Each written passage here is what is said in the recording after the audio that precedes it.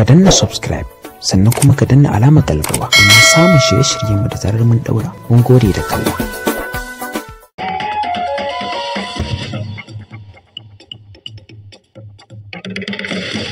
Jama'a barkamu da wayar garin Talata lafiya.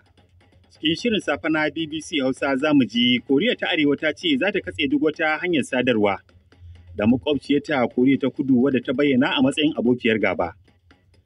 Dubban mutane na ban kwana da George Floyd, ba Amurkan da kisan da 'yan sanda suka yi masa ya harzuka zanga-zangar nuna adawa da wariyar launin fata a faɗin duniya. Zaben fitar da gwani don tsaida ɗan takarar gwamnan jiha a jam'iyyar APC mai mulkin Najeriya na ci gaba da tayar da ƙura, inda wani ɓangare ke nuna yatsa ga shugaban jam'iyyar na ƙasa.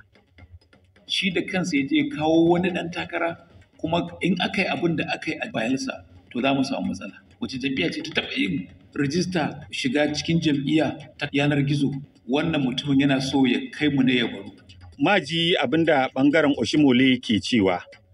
Tun gabanin annobar corona ta kai ƙololuwar a Afirka ta Kudu, ƙaruwar mace-macen da ake samu a ƙasar na dugunzuma rayukan al'umma.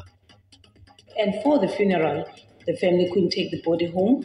Dangane da jana'izar, dangin mamaci ba za su iya ɗaukar gawarsa zuwa gida ba. Gawar ma ba ta zuwa wurin jana'izar.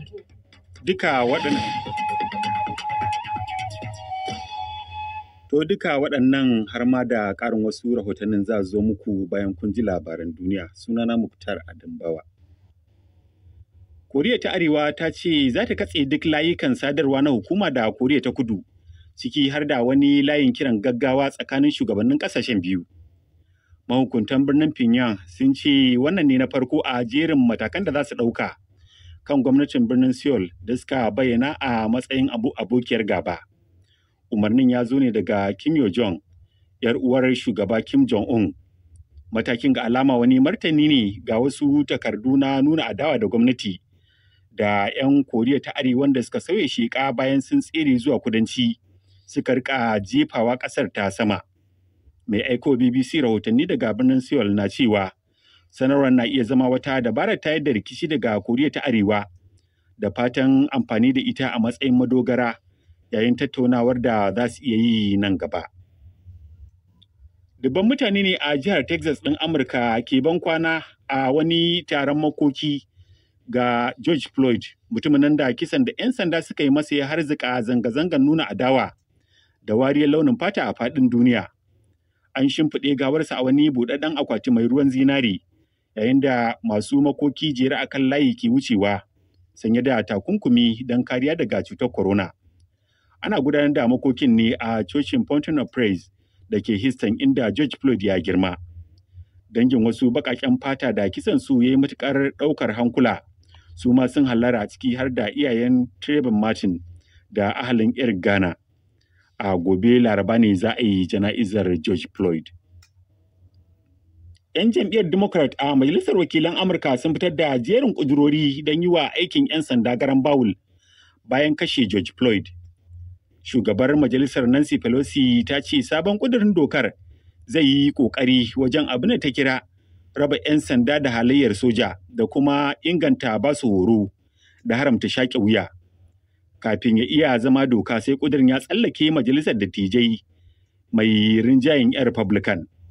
Gabanin sanar da matakan, wani rukunin 'yan jam'iyyar Democrat ƙarƙashin jagorancin Nancy Pelosi ya yi shiru durƙushe a ƙasa kusan minti 9, tsawon lokacin da wani ɗan sanda ya danne wuyan George Floyd da gwiwa kafin mutuwarsa.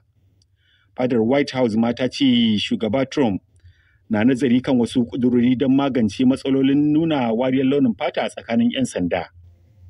Kuna sauraron waɗannan labarai ne daga sashen Hausa na BBC. Ministan Lafiyar Najeriya ya ce fiye da kashi 60 na mace-mace kusan 1,000 da ba a san sababinsu ba a jihar Kano, mai yiwuwa suna da alaƙa da cutar corona. Wani ayarin bincike ne ya bankaɗo haka bayan ya yi nazari kan ƙaruwar mace-macen a faɗin jihar Kano cikin watan Afrilu zuwa farkon watan jiya. Akasarin mamatan dattijai ne da ke fama da wasu kwantattun cutuka.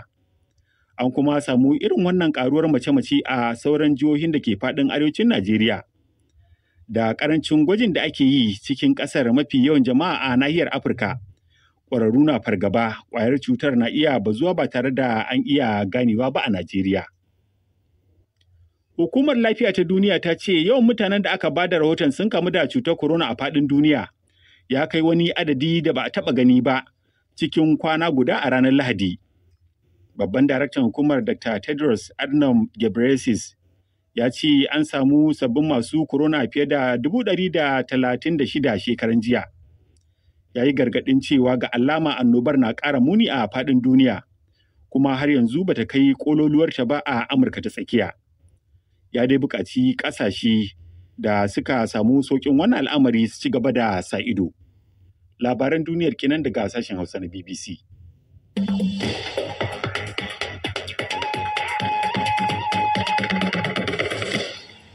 Toma Dalla sai kuma rahotanni inda za mu faro daga Amurka.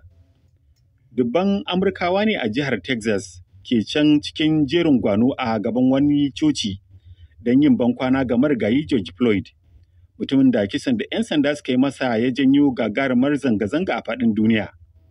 An kai gawarsa zuwa cocin da ke Houston, birnin da Mr. Floyd ya girma, kafin ya koma Minneapolis inda ya gamu da ajalinsa a hannun wasu 'yan sanda farar fata.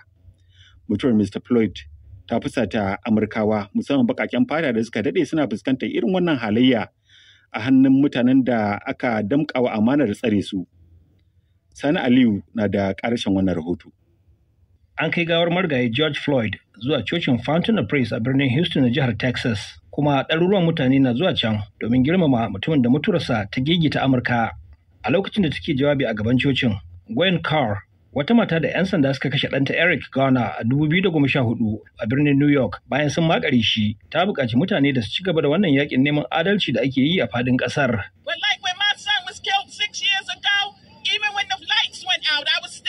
Ta ce a daren da aka kashe ɗana shekara 6 da ta gabata, ban daina fafutukar neman adalci ba duk da cewa an binne shi. Abin da zan gawa iyalansa shine kar ku daina fafutuka, saboda abin da suke so ku yi kenan, wato ku daina neman a yi adalci. Mun san cewa cutar nan, wato cutar corona tana nan, amma muna da corona kuma muna da rashin adalci. A sanadiyar mutuwar Mr. Floyd, Majalisar Wakilan Amurka, wadda 'yan jam'iyyar Democrat ke da rinjaye a cikinta, ta fitar da wani daftarin doka da zai yi wa ayyukan 'yan sanda garan bawul. Daftarin zai ba masu shigar da ƙara sauƙin tuhumar 'yan sandan da suka aikata laifukan take haƙƙin jama'an da ya kamata su riƙa ba kariya. Sai dai kawai yanzu ba a tabbatar ko 'yan jam'iyyar Republican za su goyi bayan wannan daftarin dokar ba. Shi ko shugaba Donald Trump tuni bayyana rashin amincewarsa a shafinsa na Twitter, inda ya ce 'yan Democrat na son rusa rundunar 'yan sandan Amurka, amma ya ce shi yana son a bi doka da oda ne. Ana sa ran ɗan uwan marigayi George Floyd zai bayar da bahasi a wani bincike da Majalisar Wakilan Amurka ta shirya gudanarwa a cikin wannan makon. A gaida Sani Aliyu. To idan muka je Najeriya kuma a wani zaben fidda gwani na wasu masu neman takarar gwamna a jihar Edo ƙarƙashin jam'iyyar APC mai mulki da ke wato a kudancin ƙasar na neman gwara kan jigajigan jam'iyyar. Wasu dai na zargin cewa shugaban jam'iyyar na ƙasa Adams Oshimole ya fitar da wasu tsare-tsaren zaben fidda gwani da ka iya kada jam'iyyar a babban zaben 2023. Amma wasu shugabannin na APC sun ce rikicin na cikin gida ba matsala ba ne, kamar yadda za ku ji ƙarin bayani da a rahoton Ibrahim Isa. Tun lokacin da shugaban jam'iyyar APC na ƙasa, Mr. Adams Oshomole, ya bayyana cewa za a bi tsarin hannu da yawa wajen zaben fidda gwani a tsakanin masu neman takarar gwamna a jihar Edo a ƙarƙashin jam'iyyar, aka yi ta kallon batun ta fuskoki da dama. Wasu jigogin jam'iyyar APC dai na zargin cewa shugaban jam'iyyar na ƙasa na nema ne ya yi wa gwamnan jihar Edon kisan mummuke da wannan tsarin domin ya samu damar fifita wani mai neman takara wanda suka ce bai ma cika ka'idar shiga jam'iyyar ba, ballantana ya yi mata shiga da iyawa ya tsaya takarar gwamna. Kyaftin Bala Jibrin mai ritaya jigo ne a jam'iyyar wanda ya taɓa neman takarar gwamna a jihar Bauchi, wanda yake cewa bai yarda da take-taken Mr. Oshomole ba. Idan ka duba take-taken abin da shi shugaban jam'iyya na ƙasa wato Adam Oshomole yake yi, to lalle yana abubuwan da sa'a a gare mu za ta yi wahala. Saboda abin da ya ga dama yake yi. Duk abin da muka guda ya samu PDP a shekarun baya, yanzu duk shi ake a jam'iyyar APC domin ita ce halayyar shugaban jam'iyyar mu Adam Oshomole. Mu ba wai muna son wani mutum ne a jihar Edo ba. Amma a yi zaɓe na fi sabilillahi, kuma mun ga alamar shi da kansa ya je kawo wani ɗan takara kuma in aka yi abin da aka yi a jihar Bayelsa to za mu samu matsala.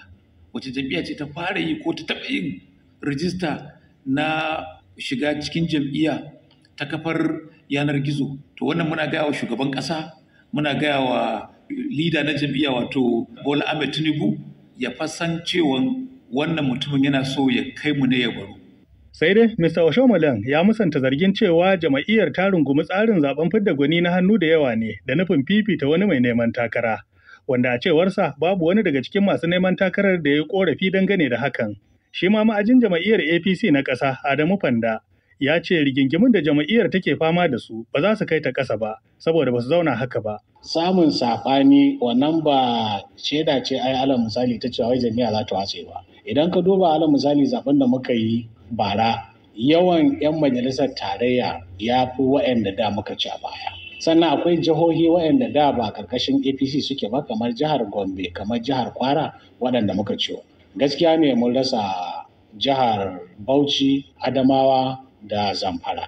Amma mun ɗauki matakai, duk wanda zai takara yanzu a jam'iyyar nan, takaddunsa sai mun nuna wa duniya, domin 'yan jam'iyya da suke inda yake su gaya mana takaddun nan nasa ne ko ba nasa ba ne. Saboda kafin ma a kai mu sha wahalar yin zaɓe, kotu ta zo ta karɓe, tun daga fari za mu yi tukkar hanci.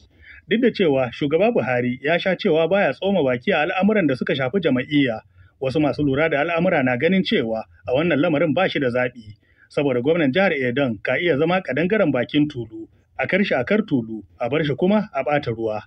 Ibrahim Isa, sashen Hausa na BBC, a Abuja, Najeriya. To kwamitin shugaban Najeriya mai yaƙi da cutar corona ya ce ya fitar da sabon tsarin mayar da 'yan ƙasar da suka makale a ƙasashen waje zuwa gida.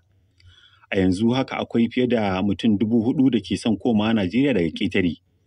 A hirarsa da Usman Munjibir, jagoran kwamitin Dr. Sani Aliyu, ya ce rashin kuɗi ne ya sa kwamitin sauya matsayinsa wajen ɗaukar ɗawainiyar jigila da killace 'yan Najeriya da ke son komawa.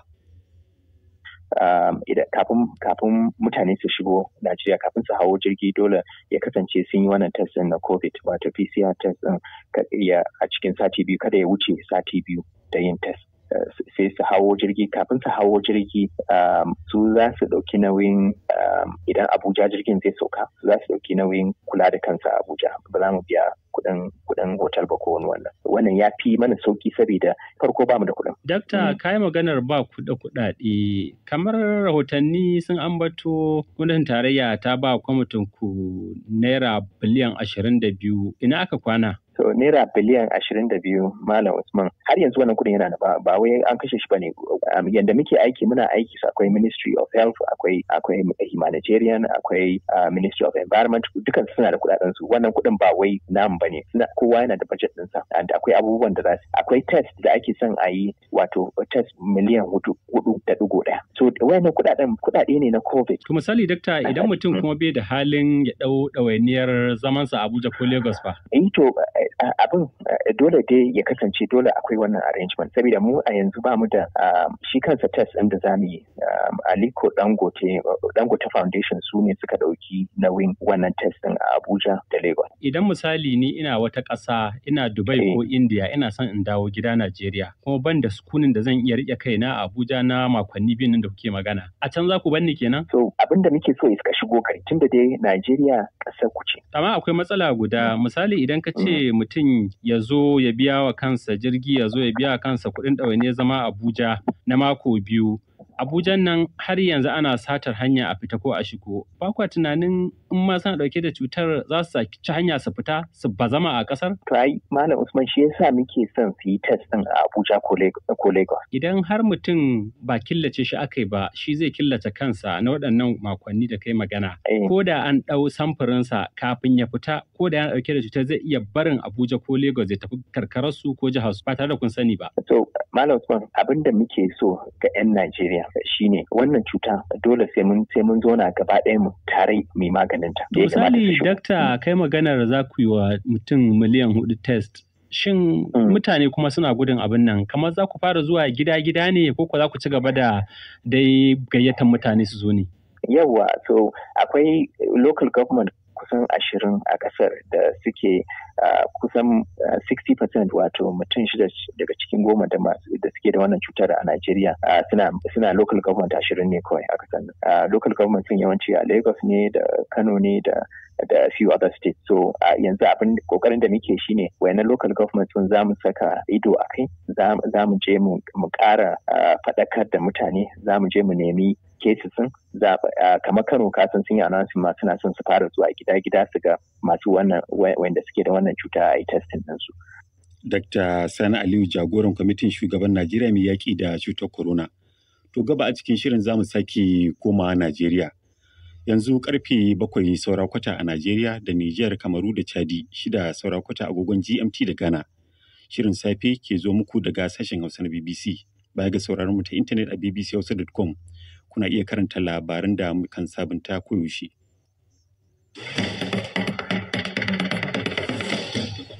Tun da farko a cikin shirin kun ji ministan lafiyar Najeriya ya ce fiye da kashi 60 na mace-mace kusan 1,000 da ba a san sababin su ba a jihar Kano kwanakin baya. Mai yiwuwa suna da alaka da cutar corona. To idan muka je Afirka ta Kudu, hukumomi sun ce za a buƙaci samar da sabbin kaburbura kamar 15,000 a birnin Daban kafin lokacin da ake sa ran cutar corona za ta yi kamari a can. Jami'an lafiya da dama a birnin na ci gaba da kamuwa da wannan cuta a wani lamari mai ban tsoro, abin da ya tilasta asibitocin gwamnati da masu zaman kansu rufewa na wucin gadi. Ga fassarar rahoton wakiliyar BBC ta Afirka ta Kudu na Musa Maseko. There's an unprecedented boom in the funeral. Akwai gagarumar karuwa mai ban mamaki a harkar jana'izar matattu, yayin da ake samun karuwar waɗanda ke mutuwa saboda cutar corona. Masu harkar na ƙara sake shiri domin tunkarar ƙalubalen da ya zarta wannan. Ana ta harkoki a wurin jana'izar gawarwaki na Itsebelechu. Mai saukar baki a gurin ce ke taimakawa wajen sauke akwatunan gawarwakin da aka kawo. Akwai akwatuna masu girma daban-daban, ciki har da daidai da na jarirai. Daraktar wurin shirya jana'izar Namfundo Mukoyi ta ce cikin waɗanda suka yi wa jana'izar a baya-bayan nan har da waɗanda corona ta kashe. An kai gawarwakinsu ne a nannaɗe a wasu jakunkuna har 3, a wani mataki na hana wasu harbuwa da cutar. Ta ce da wuya suke iya sanarwa dangin waɗanda suka mutu a lokacin da suke jimami cewa za a yi jana'izar ne ba tare da an taɓa gawarwakin 'yan uwansu ba. And for the funeral, the family couldn't take the body home. Dangane da jana'izar, dangin mamaci ba za su iya ɗaukar gawarsa zuwa gida ba. Gawar ma ba ta zuwa wurin jana'izar. Kawai ana wucewa da ita ne zuwa makabarta. Ka san yawancin mutane na son kusantar junansu a wurin jana'iza. Su rika 'yan koke-koke da rungumar juna cikin taya alhini. Amma mun musu bayanin cewa ba a hakan a yanzu. Mutane 50 ne kawai ake son su halarta. Mun musu bayanin matakan. Ba a iya haura awa guda ana jana'izar a yanzu. Asibitoci a Daban na daga cikin wuraren da aka fi kamuwa da corona. Ɗaya daga cikinsu shine asibitin St. Augustine, wanda asibiti ne mai zaman kansa. Kusan kaso 14 na waɗanda suka kamu da cutar a Daban sun kamu ne a asibitin. Mutum ɗaya ne ya soma kamuwa, daga bisani ya yaɗa ta ga mutum fiye da 130, ciki har da ma'aikata da malaman jinya duka a makonni 3 kawai.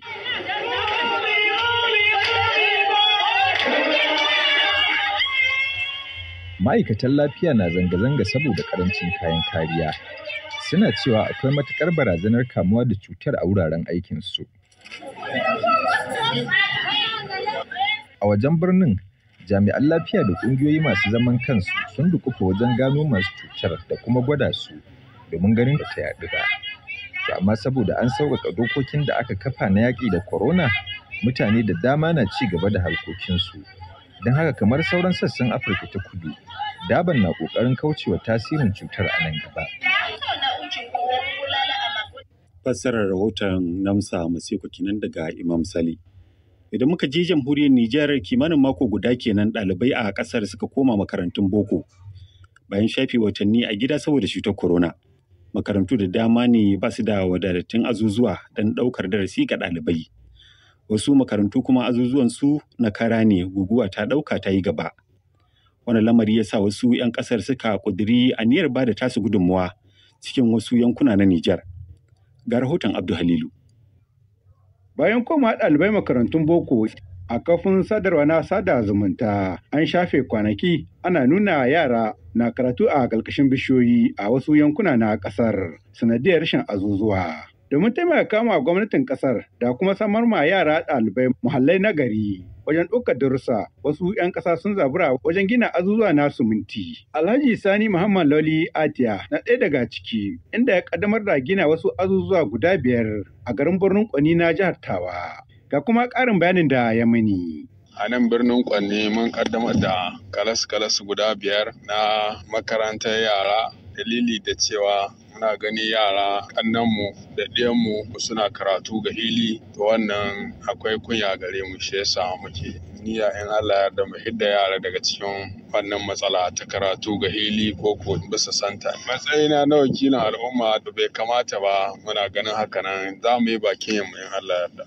Umaru Tasu Bako shine wakili mai kula da irin wannan ayyuka. Waɗannan azuzuwa guda 5 na makaranta ta har da Alƙur'ani nan garin birnin Kwanni saboda yanayi na bukata da ɗalibai, kuma aka nemi shi mai girma Honorable Alhaji Sani Atiya ya kawo ɗauki, ya kawo mana taimako, kuma yanzu ya kawo wannan taimako na gaggawa ɗan ƙanƙanin lokaci. Yanayin yadda aka ɗibi kalasoshin da girman su, inda za a tsara ɗalibai a yi musu layi to Allah so za su ɗauki ɗalibi 100 da aji ɗaya insha Allah. Adamu Yakuba shine mataimakin magajin garin birnin Kwanni, na kuma tambaye shi irin tasirin da waɗannan azuzuwa za su yi wajen bunƙasa ilimi a yankin. Makaranta kasan ilimi shi abu na wanda ya kamata mu yi da kanmu mu tarbiyyar da yaran mu. Allah ya sa yadda wani iko ya toyi muna. Idan ba fitin muhimmanci mu abin da muka kwata Allah ya biya shi, kuma Allah ubangiji ba da ikon karewa lafiya yaran nan da an kama, kuma Allah sa su samu horo na gari. Dama ana da bukata azuzuwa ne ko an dai su ne dan a ƙara? Ana bukata tunda wurin da ake gidan haya na ake, kenan ana da bukata. Kenan mu abin da muka jira na mutane suna so kwarai irin wannan misali koyon nashi su koya su ma don taimaka mana. A matsayinta na ƙasa a nahiyar Afirka, ƙasar Nijar ta fi kowace ƙasa karamcin yara da suke zuwa makarantun boko. Alƙaluman ƙididdiga sun nuna da cewa kashi 32 cikin 100 na yara 'yan matan ƙasar ne ke zuwa firamare, a yayin da ɓangaren yara maza kashi 46 ne ke zuwa makarantun firamare. Abda Halilu, sashen Hausa na BBC, Abuja, Najeriya.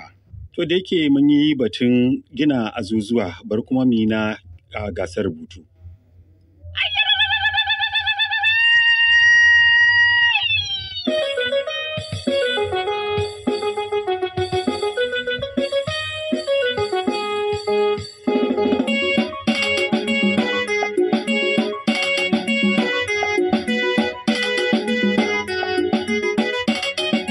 BBC Hausa ta buɗe gasar gajerun labaranta ta mata, wato Hikayata ta shekarar 2020. Idan kina ganin kin cancanci zama gwarzuwar Hikayata ta bana, garzaya bbchausa.com don karanta ƙa'idojin shiga gasar. Sannan ki ƙago labarinki wanda kalamansa ba su gaza 1,000 ba, kuma ba su haura 1,500 ba. Ki aika zuwa ga imel ɗinmu labari.bbchausa@bbc.co.uk tare da takaitaccen bayani kan labarin da takaitaccen tarihinki da adireshinki na gida da na imel da kuma lambar wayarki. Sai macen da ta kai shekara 18 ce za ta iya shiga gasar Hikayata ta mata zalla. Za a rihe shiga gasar da karfe 12 agogon Najeriya da Nijar ran 24 ga watan Agustan 2020. Za a karrama waɗanda suka yi nasara a watan Disamba a Abuja da kyautar kuɗi da lambar yabo. Kuma za a wallafa sunayensu da labaran da suka shiga gasar a shahinmu na intanet, sannan a watsa a shirye-shiryenmu na rediyo. Don samun ƙarin bayani da kuma karanta ƙa'idojin shiga gasar, ziyarci bbchausa.com. To da fatan Allah ya bada sa'a ga mata. A Najeriya, al'ummomin jihohin Kwara da Kogi da Naija na ci gaba da bayyana damuwa kan watsin da aka yi da tashar jiragen ruwa ta Baro a cikin jihar Naija. Tuni a kammala aikin gina tashar, har ma shugaban Najeriya ya kaddamar da ita.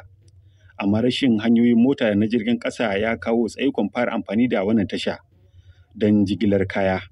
Alhaji Muhammad Alibaba ɗaya ne daga cikin shugabannin al'umma a yankin masarautar Bidda ta jihar Neja, ya kuma yi Abdulsalam Ibrahim Ahmed bayani. Gaskiya mun yi farin ciki kuma mun jinjina sosai da har Allah ya sa a ƙarƙashin wannan gwamnatin aka ƙarasa ginin wannan tashar ruwa daga kogin Kwara wanda ya yi ciki. Duka kogunan nan wanda ya haɗa su ya wuri su Kaduna kuma ya haɗa can da Wari inda ya shiga cikin can babban kogin. An ce an kashe wajen biliyan 6 wajen gina. To yanzu abin da yake an gama tasha amma babu hanya da za an kawo kaya wajen za a fitar da ita zuwa kuriya da sakuna na arewa. To ku me kuke so a yi? To abin da muke so a bashi muhimmancin da ya kamata cikin wayannan shekaru da suka rage, duk inda za a samu kuɗi tunda akwai yawancin wasu akawun kamar na natural resources nan a samu dai a tabbatar cewa hanya daga Baro ta zo Agaye ta haɗe Agaye wanda za ta connecting da wannan wadda ta taho daga Abuja take zuwa Lagos, sannan kuma akwai wata wadda ta bulle daga nan dai Baro din za ta je ta haɗa daga Abuja wadda ta yi zuwa Lokoja. Muhimman hanyoyi da guda biyu wanda ya kamata a yi, sannan kuma yanda muke jinjina musu wannan batun railway da aka dago din shi ma lokacin da shugaban kasa ya zo nan Mina ya zo kaddamar da neman kuri'a ta karshe ta 2019 din nan yana cikin alkawuran da ya yi. To abin da muke so a jaddada kenan waɗannan muhimman hanyoyi da kuma gadar jirgi a samu saboda kada a yi tuya a manta da albasa. Yanzu ga dai tasha nan tana jiran jirage kuma ba za su kawo kaya ba tunda ko sun kawo ba za a iya fitar da su. Kana maganar a samar da hanyoyin isa ko kuma fita daga wannan tasha ta jirgin ruwa. To wani hali take ciki ne ita tashar? A tashar kamar yadda muka ce an kaddamar da ita, so har yanzu tana nan, amma ka san komai in dai ba ya da kula zai iya tabarbarewa. Shin menene muhimmancin ita wannan tashar jirgin ruwa ta Baro da kuke kokarin ganin an ɗau matakin fara aiki da ita? Sanin kowa ne cewa ɗaya daga cikin da abin da ya bunƙasa Legas yawanci wannan tashar jirgin ruwan hada-hadar da ake yi babu kamanta. Yana ko da can lokacin da aka rika fitar da su auduga su gyaɗa da abin nan da fatu ta nan aka ce aka rika bi, saboda haka tabbas ne cewa idan har aka farfado da shi yankin abin nan zai bunƙasa, sannan kuma kaga tazarar da ake yi daga Kano har zuwa Lagos kafin a kwaso kaya zai ragu fiye da kashi 2/3 tunda iyakansu kawai su biyo ta Kaduna Abuja su shiga ta Geguna, tunda yanzu gashi nan yawanci